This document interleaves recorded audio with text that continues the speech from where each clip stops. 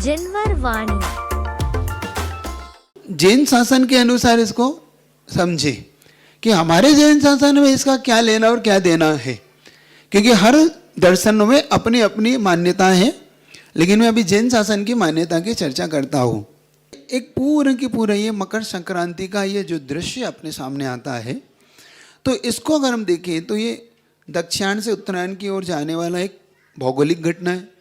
ज्योतिष से देखें तो ये मकर संक्रांति में मकर राशि में जाने से ये एक ज्योतिषिक घटना है।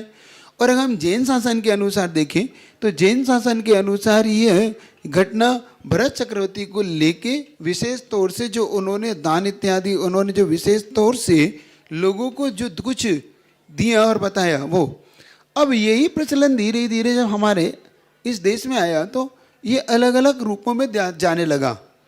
कोई तिल से नहाने लगा, कोई पानी चढ़ाने लगा, कोई दान करने लगा, कोई नदी में जाके स्नान करने लगा, क्योंकि कल मकर संक्रांति में बहुत सारे लोग अलग अलग कार्य करेंगे। लेकिन आप लोगों को ये ध्यान रखना है कि आपको क्या करना है उस कल के दिन। आपको अच्छी तरह समझना है कि मकर संक्रांति भी किसी प्रकार के मिथ्यात्व में पढ़ के, किसी प्रकार के आप अपने मचानों को स्नान करना है, खूब स्नान करिए, तिल्ली से मुझे कोई लेने देना नहीं। लेकिन क्या मान के आयुर्वेद चेंजेस आ रहा है तो आपको भी सूर्य की ओर, तो आपको कोई सूर्य के दर्शन करने के चक्कर में ना पड़कर आपको उस जिन बिंब के दर्शन करना है ना। तो सूर्य के दर्शन में आपको जिन बिंब के दर्शन करना है, जो सूर्य की विमान है।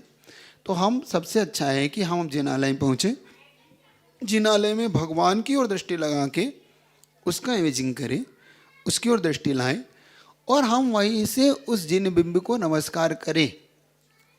ये करना है। तो कल से तुम छत पे खड़े हो जाओ सब, जो आपके समझने योग्य आपको वो कुछ सब कुछ।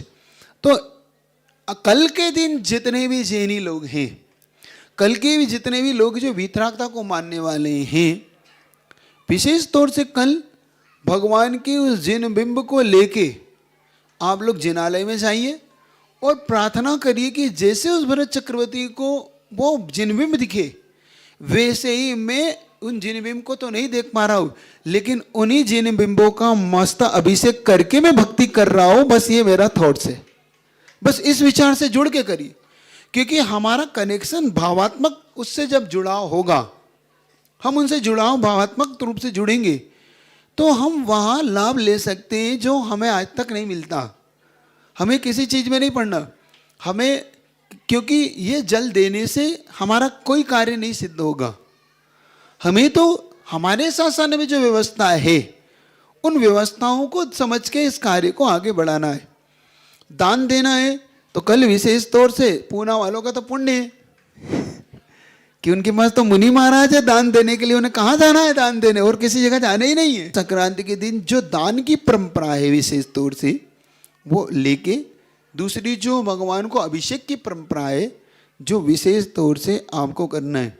और रही बात नहाने की, तेल की, ये घटना, अब ये समझना, ये एक आयुर्वेदिक घटना है। ये घटना को समझना। कुछ लोग तिल्ली का तेल लगा के नहाते, तिल्ली लगा के नहाते, वो क्या चीज है?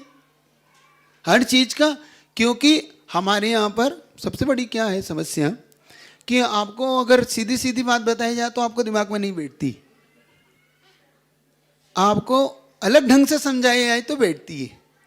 और चूंकि हमारा यहाँ पर धर्म को लेके जल्दी समझ में आती है, भारतीयों का जो नेचर है वो शायद धर्म को लेके या डॉक्टर को लेके दो ही बात, लोगों की बात सुन सकते हैं आप, तीसरे की आप नहीं सुन सकते।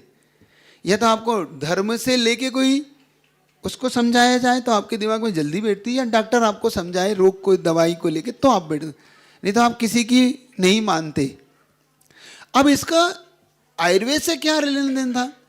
एक्चुअली में जब हमारे शरीर में तिल्ली का तेल एक प्रकार से गर्म होता है और इस समय ठंड होती है, जब आप तिल्ली या सरसों या किसी भी तेल को नहाते हैं तो तिल्ली की तेल में एक बहुत बड़ी विशेषता होती है, वो रोग को दूर करने की, और विशेष तौर चर्म रोग को दूर करने का बहुत बड़ा उसमें एक गुण है।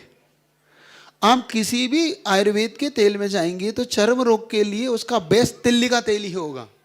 आप देख लेना, किल्ली में आयुर्वेद से तेल में आप जाएंगे जिसमें औषधि इत्यादि डाल के वो लगाते हैं, उसमें तिल्ली के ये बहुत बड़ा गुण होता है कि तिल्ली का तेल चर्म रोग का सबसे बड़ा नाशक होता है।